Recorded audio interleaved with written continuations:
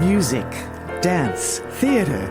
It's time to take a seat on the aisle with Tom Alvarez.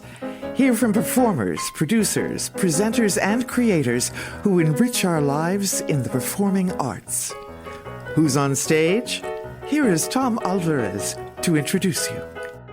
Hello, and welcome to On the Aisle with me, Tom Alvarez. Today's guest is my colleague, Cody Adams, the affable co-host of Life.Style.Live, a daily lifestyle program on WISH-TV Channel 8. Join me now as I go on the aisle with Cody. Let your imagination soar with Audible. With stories across every genre, from expert advice to fantasy, you'll be inspired to imagine new worlds, possibilities, and ways of thinking. Listening can even lead to a positive change in your mood, habits, and overall well-being. As an Audible member, you'll get to choose one title a month to keep from their entire catalog, including bestsellers and new releases. Allow yourself to delve into the spooky this season by listening to classics like Stephen King's The Shining and Pet Sematary. There's more to imagine when you listen. New members can try Audible free for 30 days. Visit audible.com/imagine or text imagine to 500-500. That's audible.com/imagine or text imagine to 500-500. This Halloween, ghoul all out with Instacart. Whether you're hunting for the perfect costume, eyeing that giant bag of candy, or casting spells with eerie decor, we've got it all in one place. Download the Instacart app and get delivery in as fast as 30 minutes. Plus, enjoy $0 delivery fees on your first 3 orders. Offer valid for a limited time. Minimum $10 per order. Service fees, other fees, and additional terms apply. Instacart, bringing the store to your door this Halloween.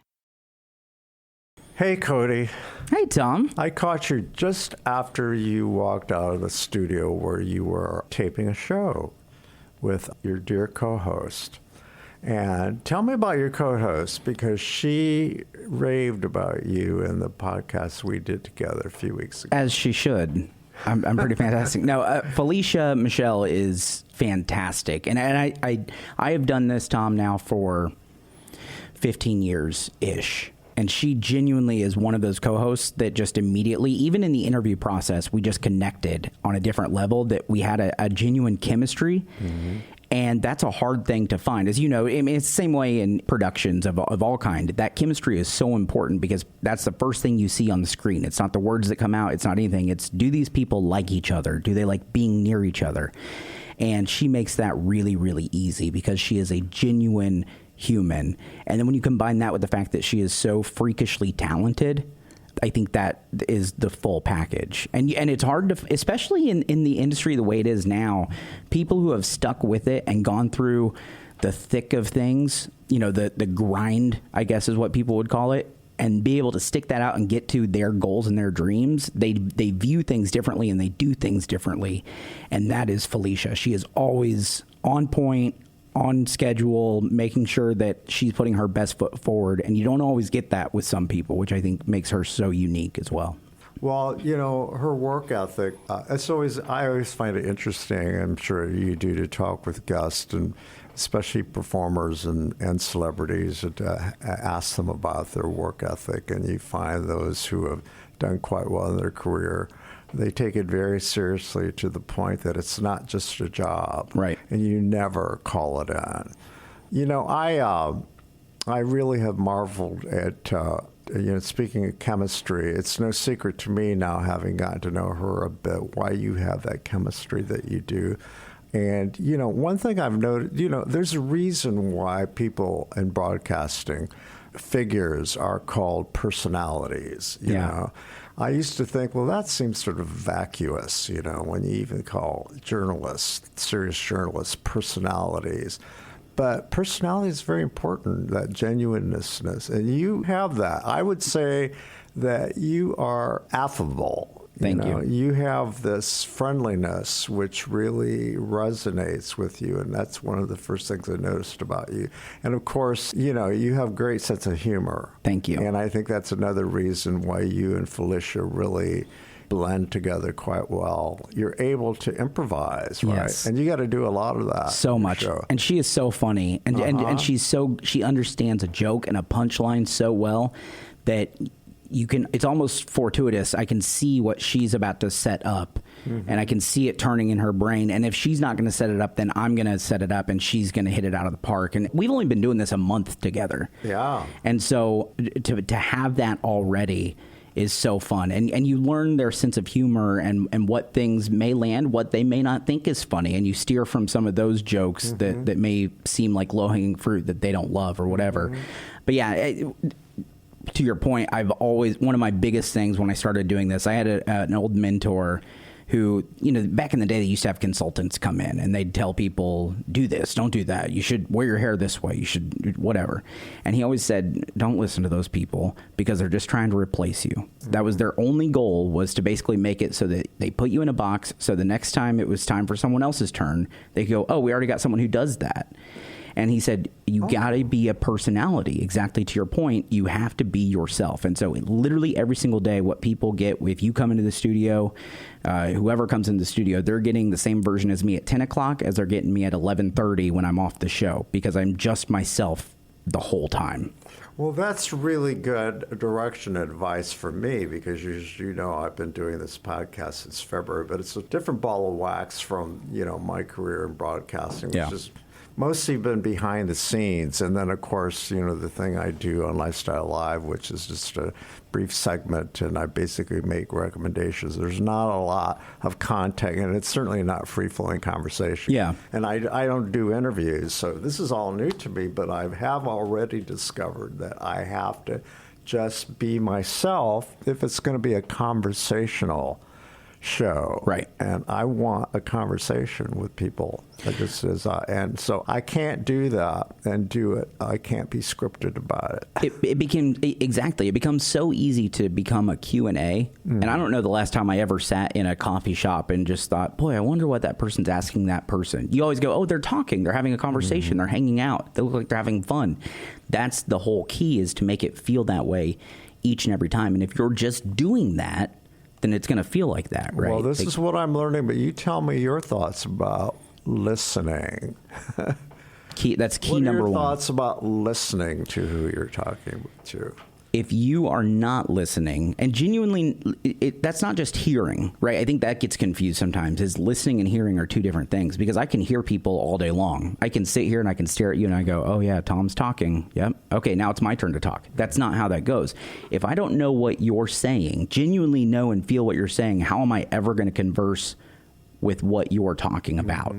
And so Patty Spitler, who obviously I love dearly, one of the greatest listeners I have ever met in my entire life. That is one of the best things she does, is she listens, and she is always ready for that next response off of what that person is saying, because that's where you get like those nuggets. If I already come to you and I go, okay, I'm going to ask Tom what his favorite color is, and you tell me that your favorite color is red because it reminds you of your mother, and I go, okay, great, what's your favorite number? I skipped the whole part about your mom. That's the most important part of that story. It's not the color of red. Nobody cares about that. It's the fact that, oh, there's an attachment to this color, not just the color itself. And so that's where that listening factor comes into play. One of the big questions that, when I was back doing a journalist, my favorite question, I'd finish up an interview and I'd go, anything else you'd like to add? And that's that moment where they go, well, I didn't think I did, because I thought you asked everything. But now that you mentioned that, this is still there. And then they start talking, and then they're talking again, and they go, oh yeah, by the way. And then that's where you're getting that extra 10 minutes of your interview, and you go, oh, my whole story just changed. And what's the point of all of this for the listener, for the audience? What's the goal in terms of your interacting with your guest in that manner? My hope, other than it being informative, because obviously there is an informative aspect to that. When you come on and do your segment, it wouldn't do us any good if we didn't let people know when and where those things are happening, because that's the whole point of that. So each segment is going to be different, obviously. But if I do a segment like today with an artist, I'm not so concerned about the art show. I'm concerned about the artist. They need a reason to go to those things. They need a reason to want to, the listener I'm talking about, needs a reason to want to know about that, because they can find the who, what, when, and where online. They can go straight to Google and go, okay, the art show's happening here, and it's at this time, and that's all I need. And now I did that in 30 seconds. But if I'm building that connection with the guest, and then that is being able to put that connection out to a listener or a viewer, Now we've created something different, and now those listeners are now more intrigued with the story and not the what of that story, if that makes sense. How much do you research your topics? It depends. I go segment by segment, because if I have a comedian coming on, I like to know what kind of comedy they do, obviously. And I'm pretty tuned into comedy, so that's probably a bad example. But for example, when you come on, I do research on almost every show that you're going to come on and talk about. I love the arts anyway. I love productions. I love shows. But I'd like to at least have an idea of what a Streetcar Named Desire is before I go watch it or before you come in and tell me about it. Chefs and things like that, I do very little research. I just want to know what kind of food they do, because then the rest of that isn't about the chicken. It's about them as a chef. Why do you want to cook? You know, by the way, that's where you really shine with your sense of humor. Thank you. And your improv. You know, it really is a very natural sounding, like, you know, do you want your listeners to feel like they're listening in on a conversation if you were in a bar or a 100%. restaurant to the next table? 100%. So that's really interesting what those guys are talking about. Almost like they're eavesdropping on my conversation. That was the word that I couldn't think of. That's the goal, especially in those kitchen segments. That's typically the goal. I'm talking to that person. I forget that there's cameras. I forget there's a camera operator. Sometimes today we had somebody on, wonderful woman. Her name's Nita. She made barbecue chicken. I'm not kidding you.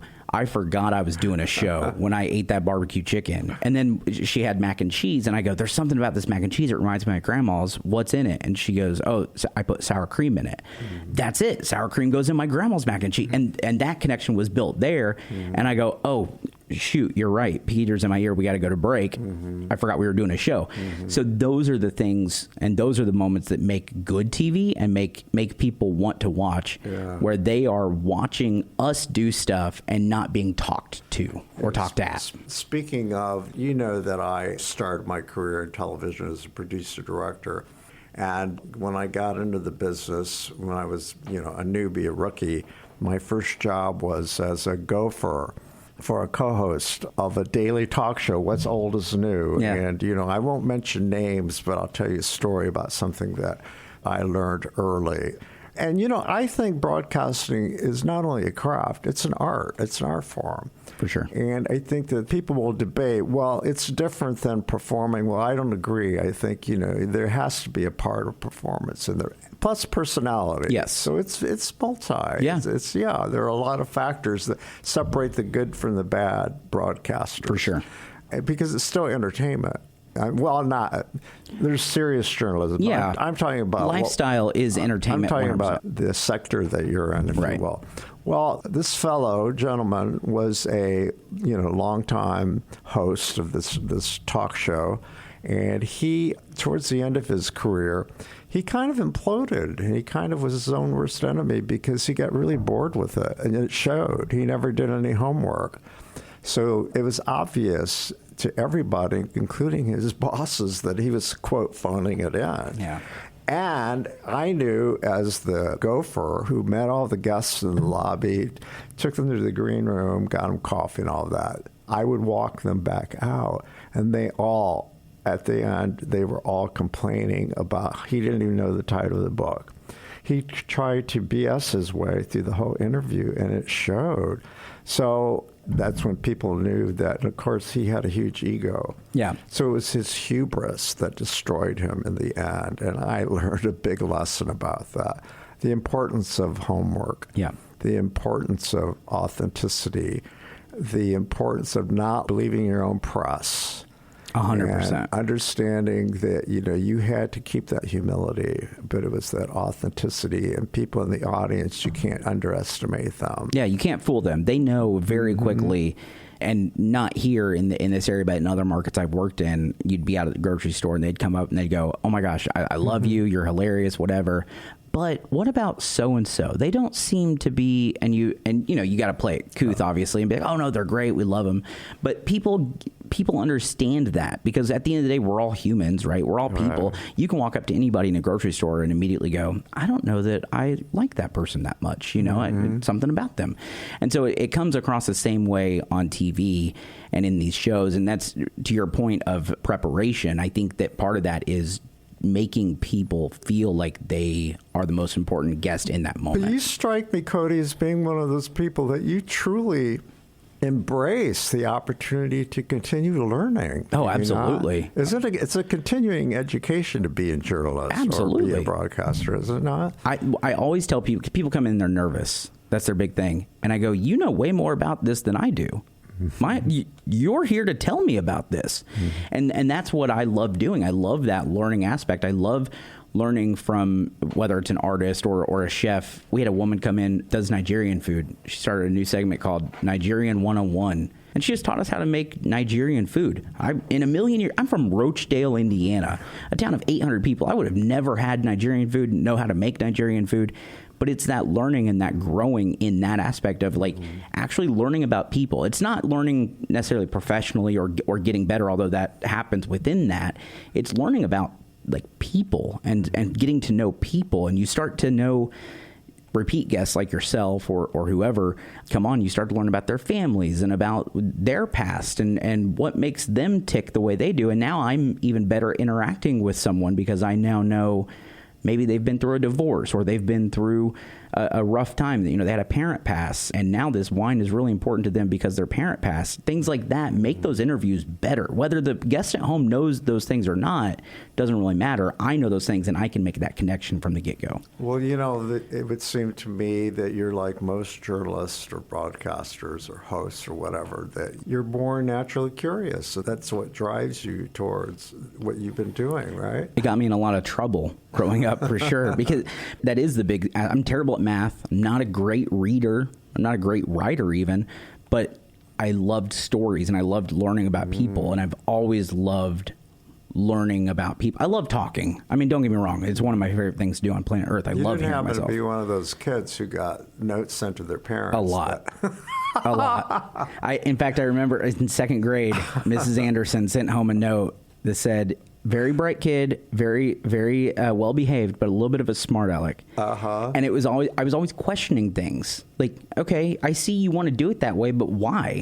Why do I have to do it because someone else is doing it? That doesn't apply to me. And so those types of things just naturally guided me this way. I also, not to get too deep into it, but I loved sports. So my whole goal in the beginning was I was going to be on ESPN and I was going to be Monday Night Football broadcaster and all those things. Okay.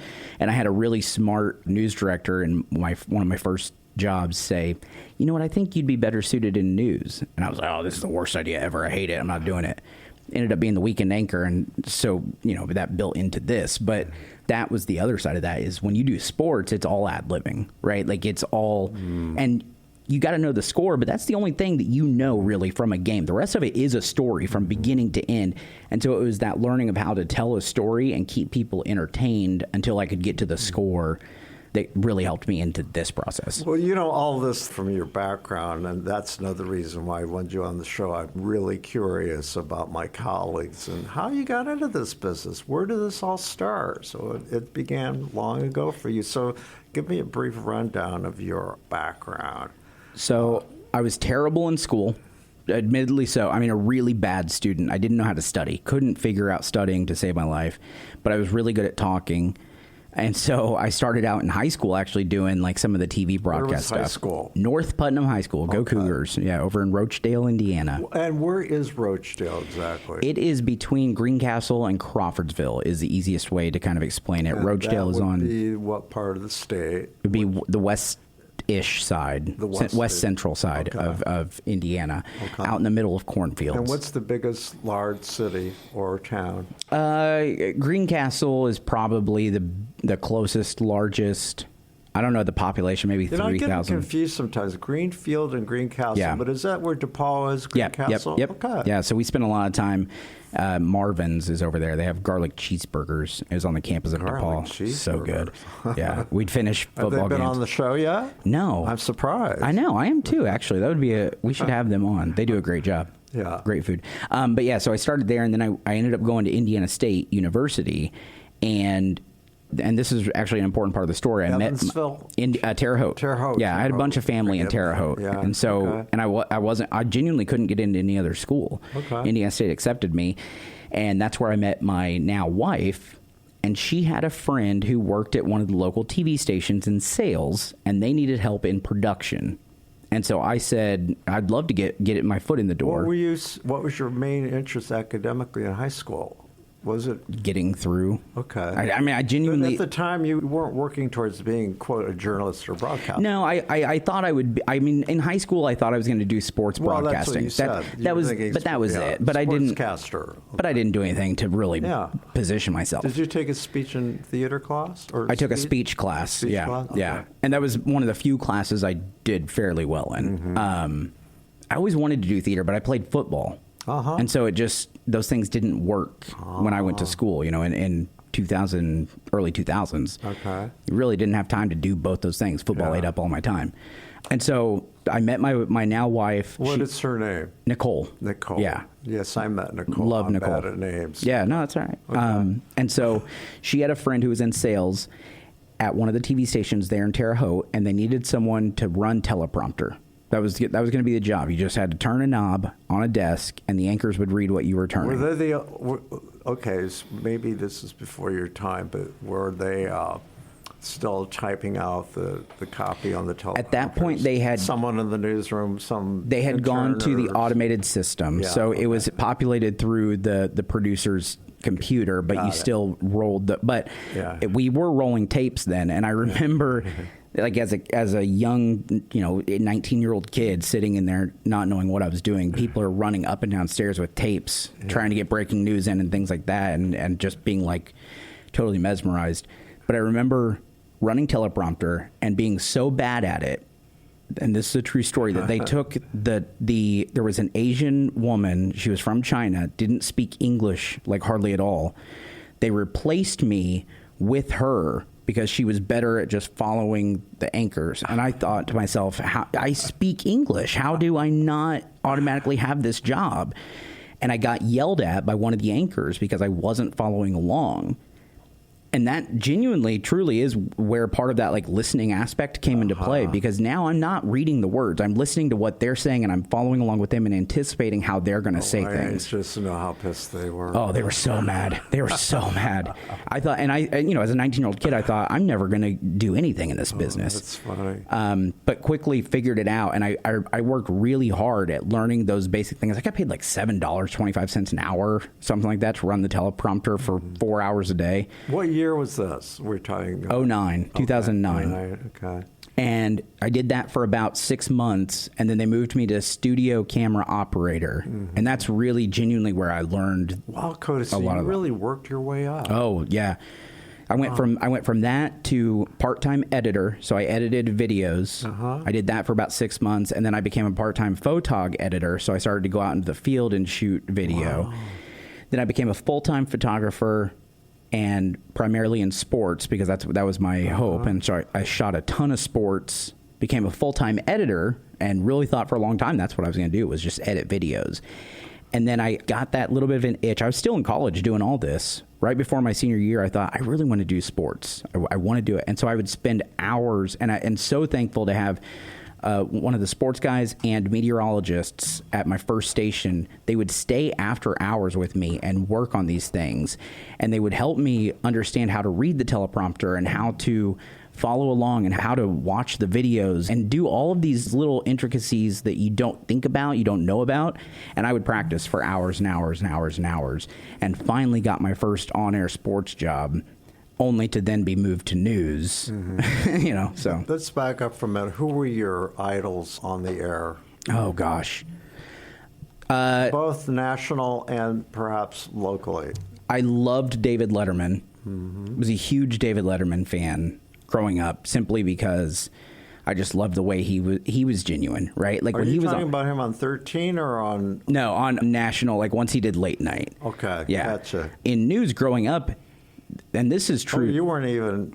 I was a baby. Yeah, baby when Letterman was. But I grew up watching Wish TV. Like legitimately, that was the station we watched. So you got the Terre Haute station, but you could also see. Well, when I lived in Rochdale, we got mostly Indianapolis stations. Oh, okay.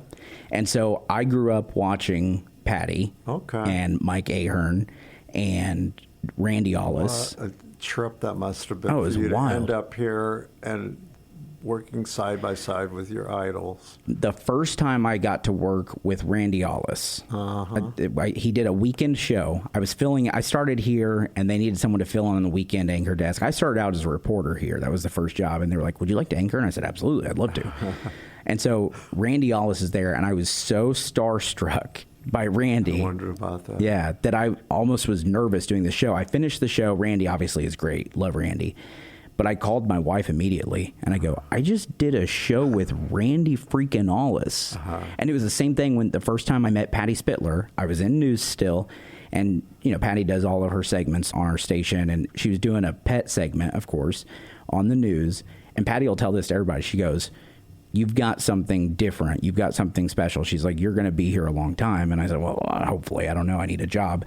But I remember being like, holy crap, this is Patty Spittler. Like, you know what I mean? Like, then when you think about the fact that me doing this now 15 years, reaching my home market and working with people that I idolized, it makes you then think differently when you meet people out and about. Exactly, especially young people, right? Right, because it's really easy for all of us to go, it's a job. Monday through Friday, I just show up and I just do things. But there are people who are watching day in and day out, and they get to know you, and they feel like they know you, and they love watching you. What is it about that home mystique? Does that intrigue you as much as it does me?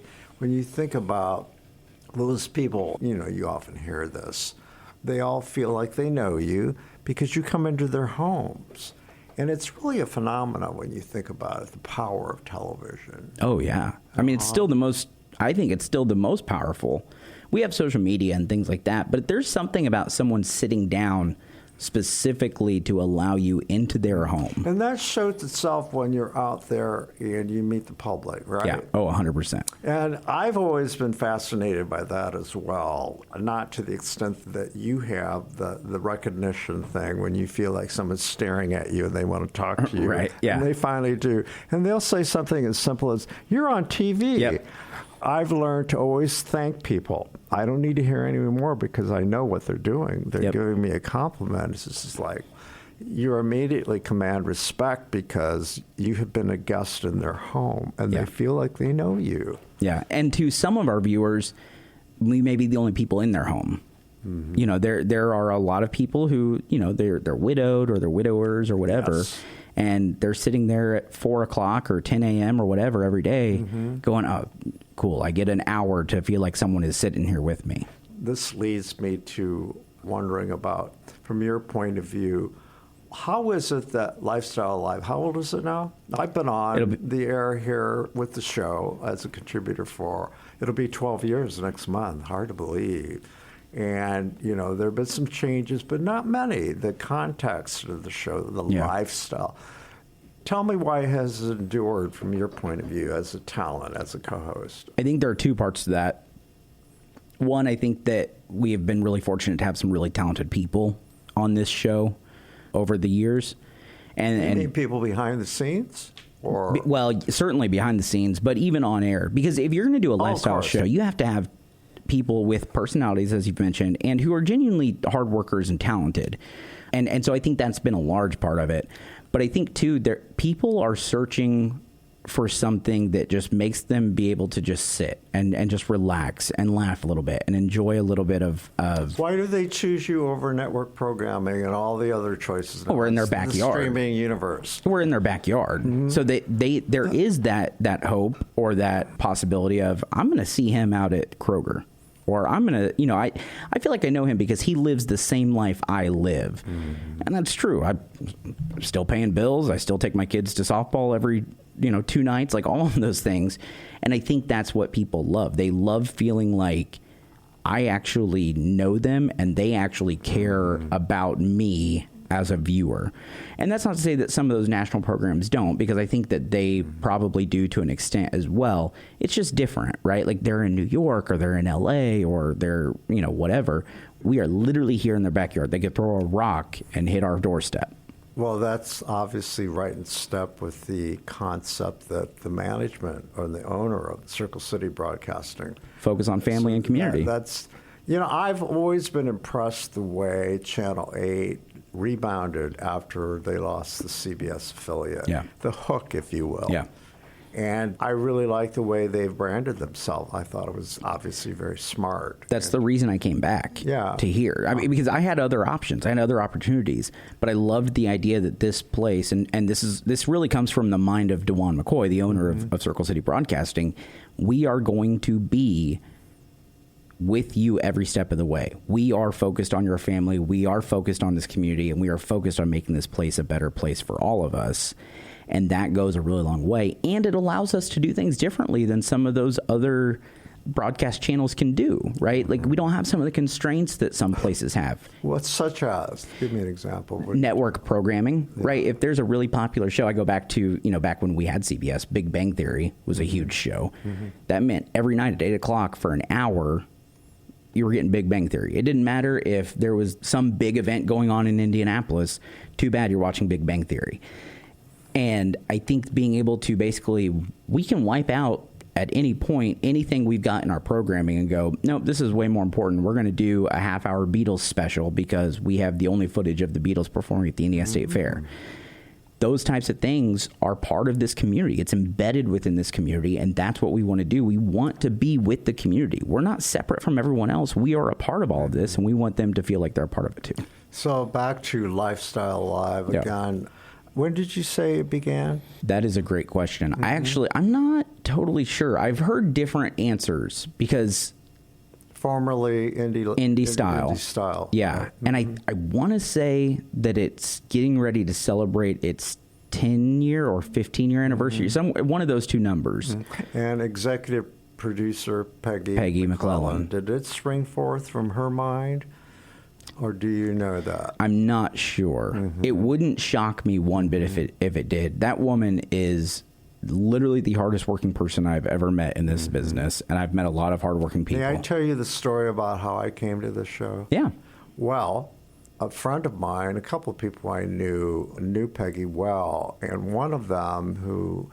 Marnie Lemons, you may or may not know her. I'm sure she may be a guest on your show or has been. She's with the Miss Indiana pageant group. Oh, yeah. Okay, yes. They come on every year to talk about that organization. So she knew Peggy, and I guess they had a friendly lunch, and she asked Peggy, do you have anybody on your show, a regular, talking about theater, a critic or something? She said, I know someone I'd like to recommend to you. Which she did, and Peggy invited me to lunch and said, how would you like to be on the show? We need someone like you to talk to our viewers about what you've seen or can recommend things. And it's like, duh, yeah. So that's how it all began, at a simple lunch. And, I saw very quickly that she was truly a visionary. Yes. And she really had a finger on the pulse of the viewer. Yes. And she really knew what the public wanted and what worked, 100%. And how long has she been in broadcasting? Or Channel 8, do you know? I'm not sure how long she's been at Channel 8, but I believe she's been doing this 50-ish years. Is she like the executive producer? She is, yeah. Talk to me about Peter Hood, our esteemed director. Peter is, and I genuinely tell this to everybody, mic or not mic'd up, he is the most talented producer that I have ever worked with. I concur. Yeah, and not necessarily, that's not to discredit other people. I've worked with some really good producers, but he comes from an on-air background. He did sports up in Fort Wayne and was brought down here to do a show called All Indiana Bets. Okay. Nothing like it had ever been done. It was basically a gambling show. They had some personalities that would do gambling advice and things like that. But he has an understanding of what a show should look like. And Peter's biggest talent is putting talent with the right segment.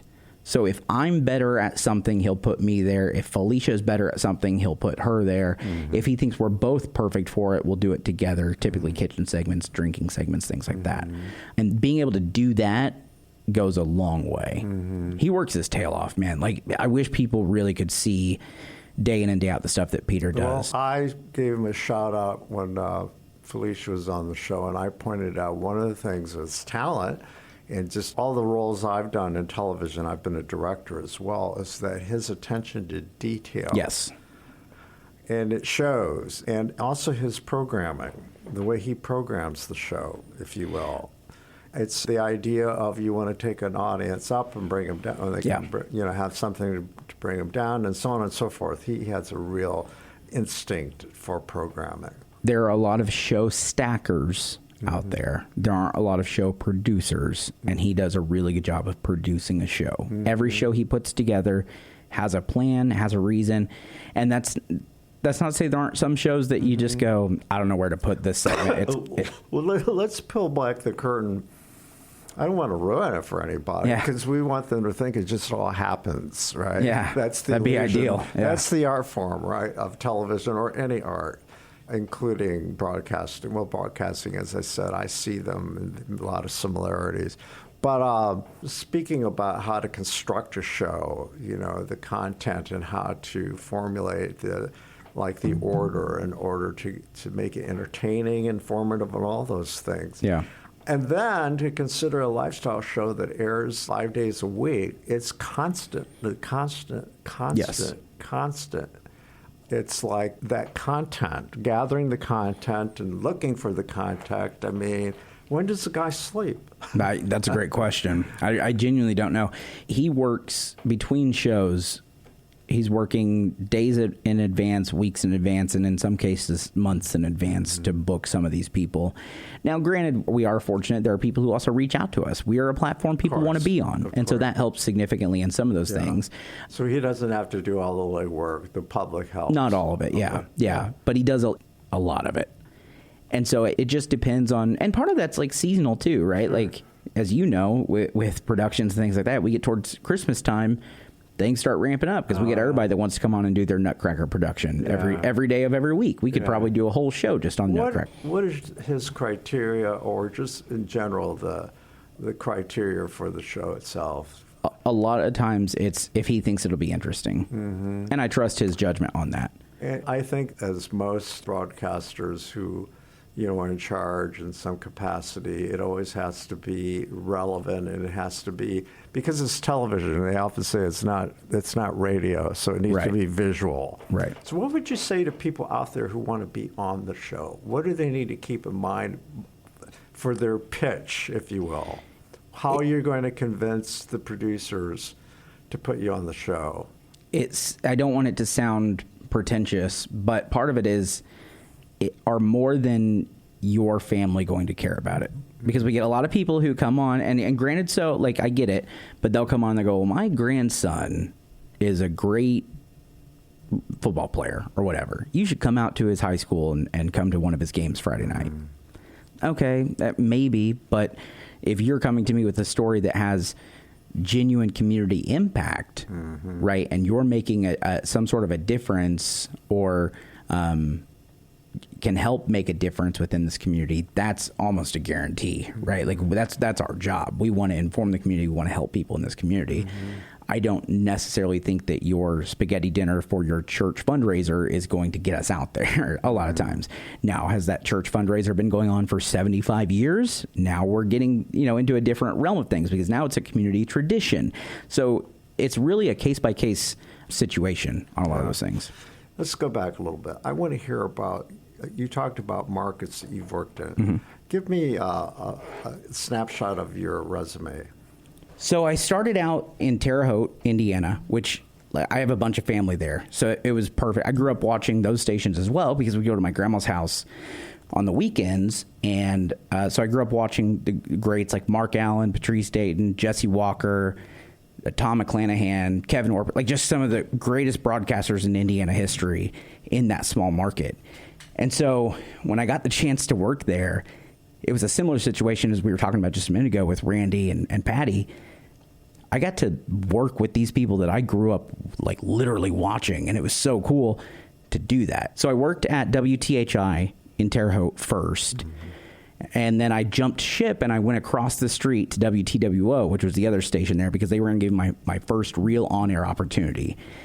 And so I was working there for quite a while. Did you have to sign a non-compete? I didn't, because because when I was at when I was at WTHI, I was in production. Okay, got it. And doing some part-time on-air stuff, filling in on sports occasionally, things like that. But this was going to be full-time, real deal sports for me, and so I was ready to jump ship. And so that was actually really hard. I remember really struggling that was my first job at THI. So that was family to me. And a lot of those people still are. One of my best friends, he works out in D.C. now. Like you're betraying yeah, them. exactly. It was really hard. And one of my mentors was on vacation when I did it, and that just made it even harder. But anyway, I went to WTWO in Terre Haute and became the weekend anchor there. And when the longtime evening anchor left, I thought, I'm going to get this job. I'm going to get to stay in my hometown, or not my hometown, but one of my family's hometown for a lifetime. I'll be the evening anchor here forever. Well, they passed me up and went with someone else. And I was genuinely really hurt by that because in my eyes, that was the goal. I was going to be there. That was it. The Howard Caldwell of Terre Haute. Yeah, exactly. I was like, this is it. But I knew that I wanted to anchor Monday through Friday full time. I knew that. And so just for some perspective for people, Terre Haute, Indianapolis is market 25. Mm-hmm. So it's the 25th largest TV market in the country. Terre Haute was market 155 when I was there. I had to drop down to market 195. You went from the farm team to the major leagues. Yeah. So I left Terre Haute, got a job in a small town in West Texas called San Angelo. It's a military Air Force base town. Wonderful people. Town of about 95,000 people in just San Angelo. But what makes it so small, because that's bigger than Terre Haute, like doubles Terre Haute, the city-wise. But that's it in Texas. The next thing is 40 miles away. So your broadcast circle is a lot smaller. So you just had San Angelo. And I became the Monday through Friday evening anchor there with a wonderful woman named Carolyn McEnroe, who was actually the biggest reason I took that job.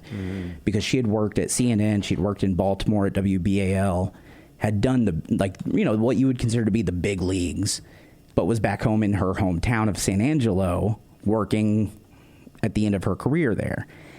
And I was like, I can go learn from this woman. And I did. I learned a lot from Carolyn. Love her to death. She was just fantastic. But She's still on the air? She is, yeah. She's still their evening anchor there. And really, you actually would love her. She loves the arts. She's like just all about, she's just the coolest. We're going to get to that, your love for the arts, later. Go on. And so I worked there for about 2.5, almost 3. Actually, it was 3 years because I signed a new deal there.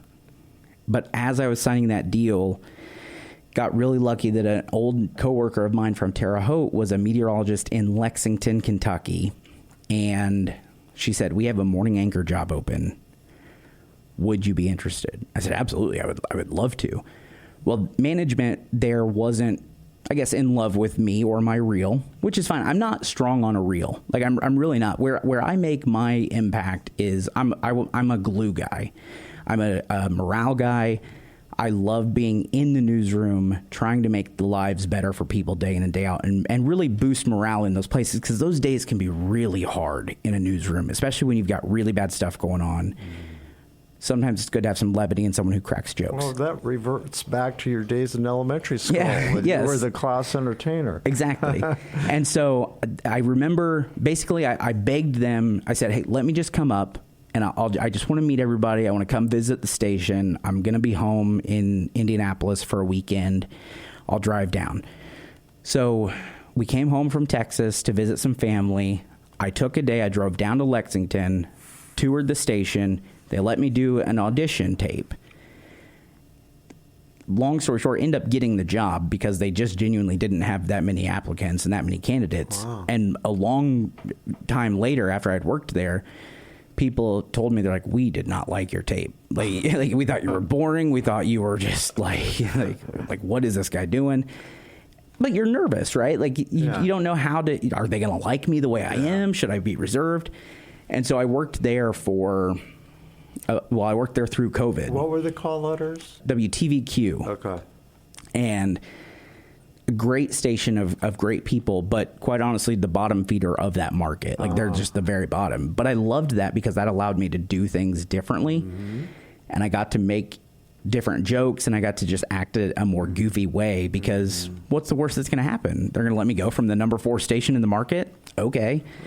And so I really thought Lexington was going to be the place. I loved Lexington. That is a gorgeous city if you've never been. Yeah, I mean, it's just gorgeous. And we loved it there. And it was close enough to home that you could come visit, but you didn't have to be at every family function and all those things. But then I was just like a lot of people do, I was having a bad day at work and I got upset and I said, you know what, I'm going to look at other jobs. And I saw on LinkedIn that there was an opening here at Wish TV. They were looking for a reporter. And I was like, do I really want to go back to reporting Monday, like the hard news and doing all that? And I applied, and Al Carl was the news director at the time. Now he's VP here, but at the time he was in a news director role. Called me the very next day, said, hey, we'd love to chat with you. Did a Zoom interview while I was in Lexington. Had to call in sick one day to come up and do an in-person interview because I didn't have any vacation days left in Lexington. We had done a big Disney trip. And called in sick, came up, did the in-person interview, loved it, loved the culture, loved what they were doing that was so different from other markets with the focus on family stuff, and ended up getting the job. Initially was going to be a Monday through Friday morning reporter. But when I got here, they had an opening for the weekend anchor position. And I said, yeah, I'd kind of like that. Like, I'd love to anchor in a top 25 market. And so I filled in as the weekend anchor for about 6 months, maybe a little bit more. And they ended up giving it to a woman here. She did it for a little bit. But when they gave her that job, they moved me to morning reporter, Monday through Friday, where I was originally hired. And I loved that job. I mean, getting to learn from Scott Sander and watch him work is next level. Like, that dude is so freakishly talented. And I think he's one of those people that viewers take for granted a little bit because he's been here and he's so good and he's so calm and he's so personable. But watching him work is just mesmerizing. And it worked out really well for me because I got to fill in a lot in the mornings on the anchor desk alongside him. And I got to just watch him do things, breaking news and interviews and all kinds of things. And I thought, this guy is just so calm at all times. And so I did that for, 3-4 months, something like that, and loved it. And thought, I loved getting up early in the morning. I loved being done at noon. It was great. And then a position came open for All Indiana, the 4 o'clock show, which is I call it an infotainment show because it really is more newsy, but it has that same lifestyle element to it. They said at the time Alexis Rogers was still here. Randall, who people loved, and I loved Randall, had just left. And they said, we think you'd probably be okay for this job. And I said, okay, absolutely, I'll do it. I learned early on never say no. Because when you say no, now it's a no every time. They're just going to assume you don't ever want it. So I said, yeah, absolutely, let's do that. Go back to Monday through Friday, have a regular 9-to-5 schedule. I was a reporter and anchor for that show. So I would go out and I'd do stories out and about in the community, fun feature type stories.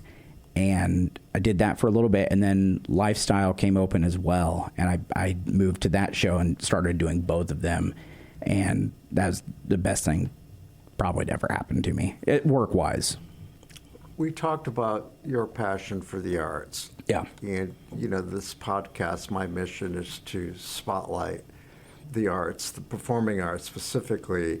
And, I try to stick to that mission. I can't go too broad. Sure. I've written and covered the visual arts. I started in theater, and I'm bringing that up for a reason. But many of the people I went to school with, including myself, we didn't pursue a professional theater career. I didn't become an actor or a director or anything like that because at the time I was very insecure and kind of realistic. I thought, I can't pursue this because I won't be able to make a living on it.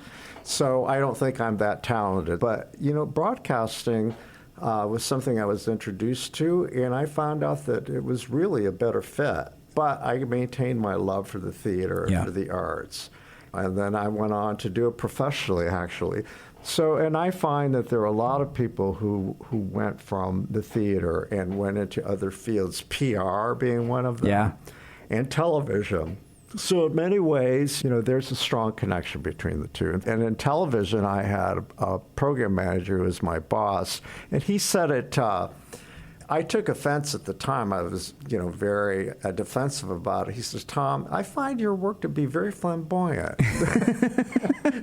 But it was a compliment because it stood out. I did documentary work and stuff like that. But I know that you and Felicia both love the arts because of the way you talk about it on the air. And of course, I'm grateful for that. And I'm grateful to Channel 8 and ISH and Peggy and all the people who make it possible for me to have this platform. And that's another thing. Your operation, the show, provide an outlet. There's no other outlet like it. It has somebody like me. There's so little exposure given to the arts. And we're always begging to be recognized for the economic contributions we make, the cultural contributions. This is a sports town. Yeah. Well, I don't think there's ever going to be an equal footing there. But at least we have this. You know, and I have the fact that I have this podcast and I have, you know, the show. I couldn't be more grateful. And the fact that you support it. So tell me about what the arts mean to you personally. For me, it's an opportunity to get away from day in and day out life. You know, because life is hard, right? Like that's, or at least challenging. There are days that are fun. There are days that are not. But when you can take an hour, 2 hours, sometimes 3 hours, depending on the production or whatever you're doing, to just get away from it and just put yourself into a different world with either different people's problems or different people's happiness or whatever. It's that opportunity to kind of just breathe for a second. I am envious of the people that perform and work in those productions because having that outlet seems like that would be something that would be so heartwarming and welcoming and just relieving, I guess, to be able to take a second and get away from everyday life and just take a second to express that. So that's the biggest part of that. Mm-hmm. So to me, the other aspect of it is it's just fun, right? Like there is something fun about getting to watch people's thoughts and dreams and words come to life in a way that wouldn't normally. And that can be anything from real life, you know, situations like A Streetcar Named Desire, where that feels very real to a lot of people, to something like Oz or Wicked, where like that's obviously a very different world of things, but all of them you still pull bits and pieces, right? And everything means something different to everyone depending on how you see the show.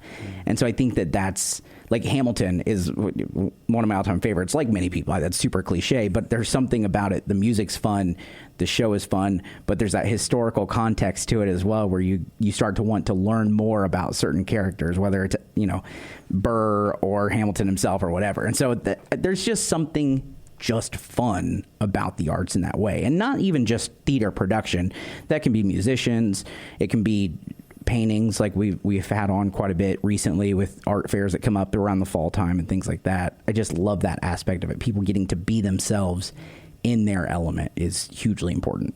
You know, I yesterday interviewed a composer, arranger, just a really prolific classical musician. He talked about how these days, with all the polarization, thank God we have art. That is the common denominator. You don't know whether you're sitting next to a Republican or a Democrat in a crowd enjoying the theater or music, and what a relief it is to escape all of that's going and just shut out all the noise. And how can you not be positive by experiencing art? And that's why I always say that, you know, I love what I do because of the ability it gives me to constantly stay in a positive frame of mind. Do you agree with that? 100%. 100%. Yeah, and I think for me, because this is one of the most recent ones I've done, is I went to a Taylor Swift concert, huge Swiftie, but there are so many people from so many different age groups and different ethnicities and different religions and different backgrounds that are there. 70,000 people all in one location. We could be arguing in a parking lot about God knows what, but in that stadium, we're all singing the same song together at the exact same time, and we're in that moment together.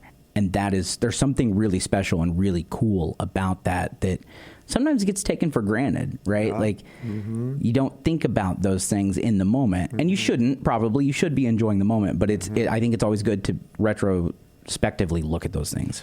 Well, it looks like it's that time to wrap it up, as they say. So thank you so much. I feel like I've gotten to know you better, and I love being on the set with you. and Felicia as well. Thank you. So Peter must feel that I'm the right person for both of you are good people for me. Well, and I agree, and I want to say this because I say it on air too, but I genuinely mean this. You are so in touch with everything, and I think it is hugely important that you continue to do that and you continue to come on the show and inform those people of whether it's a big production coming, you know, Anthony Nunziati or whatever, or someone doing their private little show at a smaller theater, whatever it may be. I think it's hugely important. I don't know. You remember the guest that I recommended, and oh God, that's a long story. It is a long story, but I will say this: it has brought many, many laughs to us over the last several months. Oh, and I was just so. I know. Oh my God! But it's okay because I couldn't believe that happened. Just for my listeners, someone came on the show and used an expletive, shall we say? Yes. And he had to be escorted from the building. I mean, it was just a mess, and that's not what he showed me on his audition tape. And that happens sometimes where we see tapes, they come in and you go, that's not exactly what we thought. Yeah, well, but you almost never miss. Well, you know, it happens, right? Again, thank you for taking it. By the way, I need to ask you, how's it feel to be on the other side of the mic? Oh, it's so weird. It's so weird. You're as good at interview as you are a host. Thank you. I appreciate thanks it. Thanks again. Great having you on. Yeah, anytime. See you on the set. Yes. All right. Can't wait. Our thanks go out to our media sponsor, Urban Times. Urban Times is a monthly news magazine which serves as the official neighborhood newsletter for 16 Indianapolis neighborhoods, offering news about development, arts and entertainment, and from the business community. Who will take center stage on the podcast next? Your seat on the aisle with Tom Alvarez awaits. Follow Tom on Facebook, Instagram, Twitter, and TikTok, and make sure to visit tomalvarez.studio. Watch Tom every other Thursday on Life.Style.Live on Wish TV, and make sure to listen every week here on the All Indiana Podcast Network.